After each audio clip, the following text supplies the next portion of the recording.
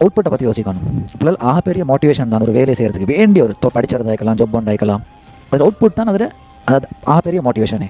விளையாடுங்க, செல்ஃபாக ஒர்க் பண்ணுறதை மோட்டிவாக எடுத்துக்கொள்ளுங்க. இப்போ நான் இப்படி சொல்கிறேன், இப்போ நீங்கள் நாளைக்கு மோட்டிவேட் ஆகி விடிய காலையில் நாளைக்கு நாளை விடிய கால் எலும்பினோடனே உங்களுக்கு இப்படி டவுட் ஒன்று வந்துக்கிறான். இப்போ படிச்சோன்னு எலும்பி போய் உட்காந்தோன்னே கொஞ்சம் படிச்சுக்கொண்டு போகல கொஞ்சம் டயர்ட் ஆகுறேன், படிச்சுக்கொண்டு டயர்ட் ஆகுறேன், மென்டலி கட்டாக டயர்ட் ஆகுறேன். ஏடா இப்படி கஷ்டப்பட்டு கொண்டிரும், சும்மா புக்கெல்லாம் எடுத்துக்கொண்டு தடமாறி கொண்டிரும், அப்படி ஃபீல் ஆகிடும்.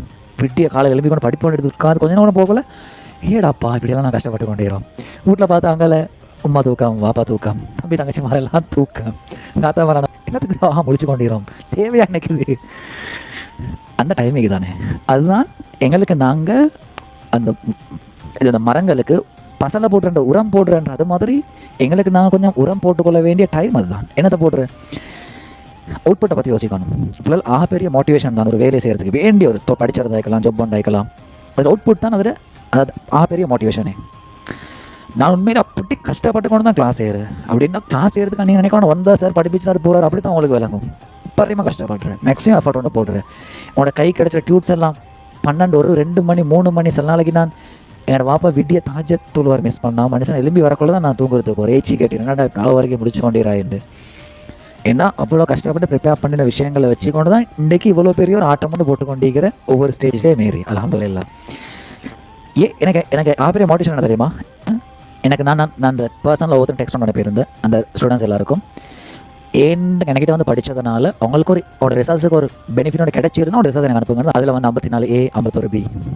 பட் மோட்டிவேஷன் போல் ஃபர்ஸ்ட் திங் நாங்கள் செய்கிற வேலையோட அவுட்புட்டை பார்க்குறது. நான் சும்மா உதாரணம் உங்களுக்கு சொல்கிறேன், ஏற்கனவே சொல்லி மீப்பேன். நான் சொல்கிறேன் இன்றைக்கி உங்களுக்கு நான் இது வரைக்கும் உங்களுக்கு படிப்பிச்ச சயின்ஸ் பகுதியில் ஒரு 1000 கேள்வி தாரேன்னு சொல்கிறேன். 1000 இப்போ தாரேன், 8:10 தாரேன். நாளை காலையில் 7 மணிக்கு நீங்கள் இந்த 1000 கேள்வியும் எனக்கு சரியாக செய்து அனுப்பினா நீங்கள் வேண்டிய சப்போர்ட் எடுக்கலாம். உங்களுக்கு 1 மில்லியன் கிஃப்ட் ஒன்று தான் சொல்கிறேன், 10 லட்சம் ரூபா. நீங்கள் எப்படி தெரியுமா ட்ரை பண்ணுறேன், நீங்கள் வீட்டில் போய் சொல்கிறேன் தான் முஸ்தாக் சார் 1 மில்லியன் 10 லட்சம் சொல்லி தராராம், 1000 கேள்வி சரி எடுத்தா எப்படி தெரியும் மண்டே நாளைக்கும் நைட் உங்களோட வீட்டில் யாரும் தூங்குறல. 1000 கேள்வி எல்லாம் விளங்குற 10 லட்சம் ரூபா, 10 லட்சம் ரூபா இல்லை விளங்குற.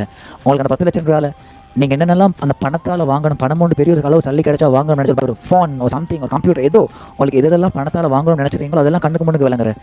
நீங்கள் மட்டும் இல்லை, உங்களோட தாத்தா நானா தம்பி தங்கச்சி இந்த எல்லாரும் வந்து அவங்களும் தேட்டுற உம்மா வாப்பா காஃபி வரும் கைக்கிட்ட, சாப்பாடு வரும் கைக்கு, சாப்பாடை தீத்தி விட்ற எல்லாரும் இறங்கி இந்த 1000 கேள்வியை நாளை காலை 7 மணிக்கு முந்தைய செய்து முடிச்சு சாதிக்கிறேன். இது நாளை காலையில் 7 மணிக்கு 10 லட்சம் ரூபா கிடைச்சோம்ன்றது ஃபீல் ஆகிறேன் எங்களுக்கு.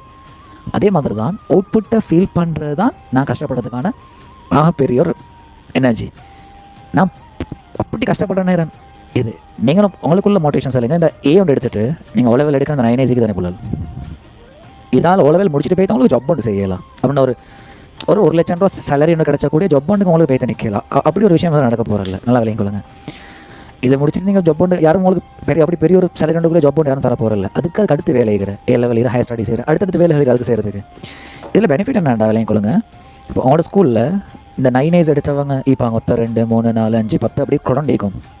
அதில் சிலவங்க ஈக்கும் அவங்க 9 எடுத்ததுக்கு போகிறதா அப்படி ஒரு ஆள் உங்களை சீனியரில் இருந்ததே உங்களுக்கு தெரியும்.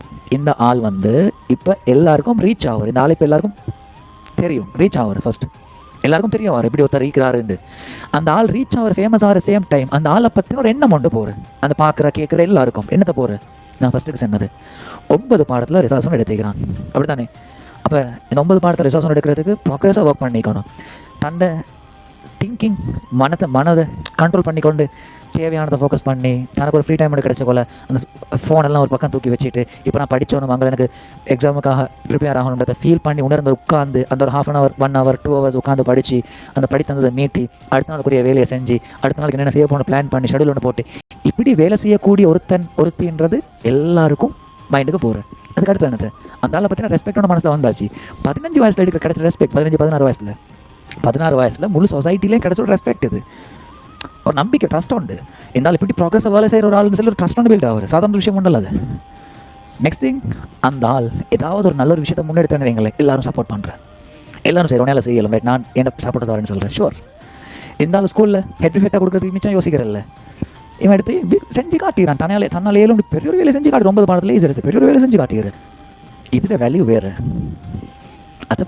அது உங்களுக்கு இப்போ உங்களோட மேலே நம்பிக்கை ஒன்று இல்லை. எங்கள் ஸ்கூலில் நீங்கள் ரிசர்ச் எடுத்து காட்டினா நம்பிக்கை ஒன்று வரும். இப்போ உங்களை டீச்சர்ஸ் மாற சார் யாரும் நம்பலன்னு வைங்க, உங்களை மேலே பெரிய ஒரு கணக்கெடுக்கல் நீங்கள் ரிசல்ட் எடுத்து காட்டணுன்னு வந்து உங்களையே பாராட்டுறேன். ஸ்கூலுக்கு போகல வேறு லெவல் ஃபீல் பண்ணிடாது எனக்கு.